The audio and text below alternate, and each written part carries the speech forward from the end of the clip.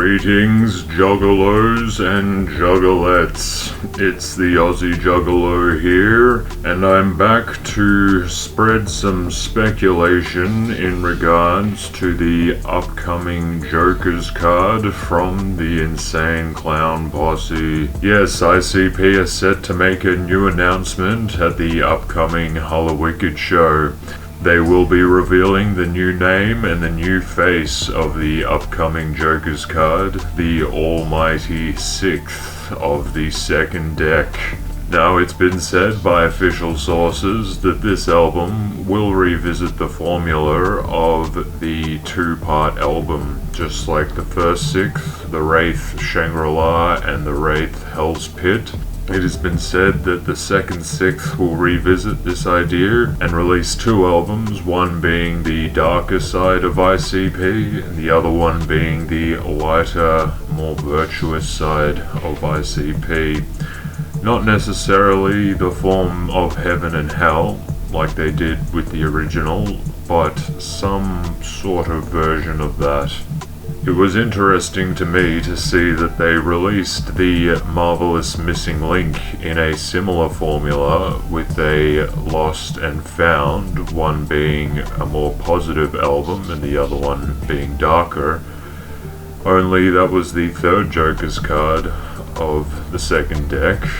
I speculate that the 6th Joker's card of the second deck, instead of releasing the positive album first and the negative album second, they will reverse it and have the darker album released first and then the lighter, more positive album released second.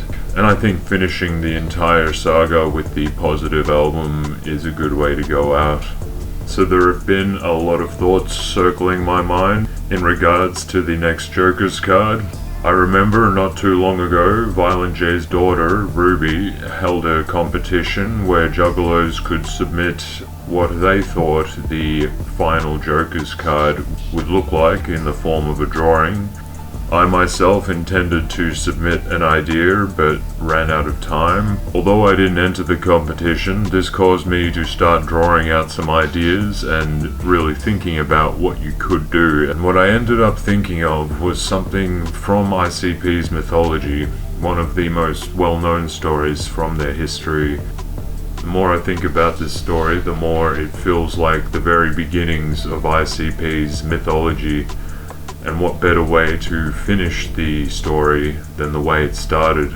So I ended up drawing an idea that I think could be worthy of being a final Joker's card.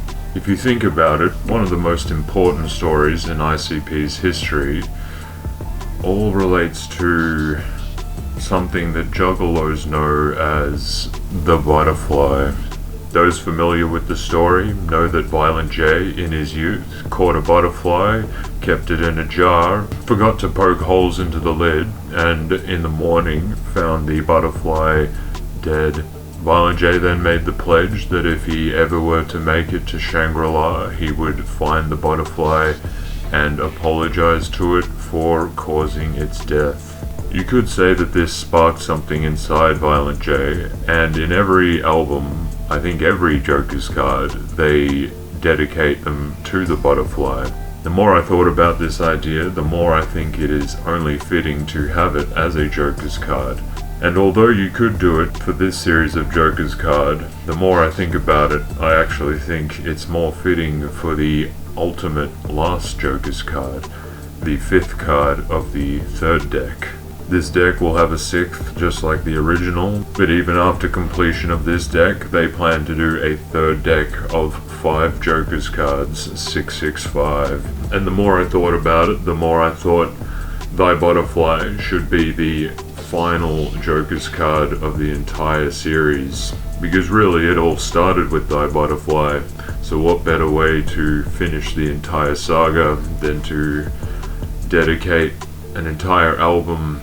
These have just been some of the thoughts circling my head in regards to the upcoming Joker's card and the future of ICP with the 3rd deck. If you have any of your own theories, feel free to post them down below. That's gonna be all from the Aussie.Juggalo for now.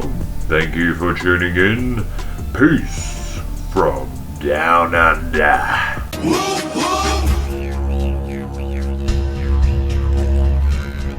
Aussie Juggalo in the motherfucking house.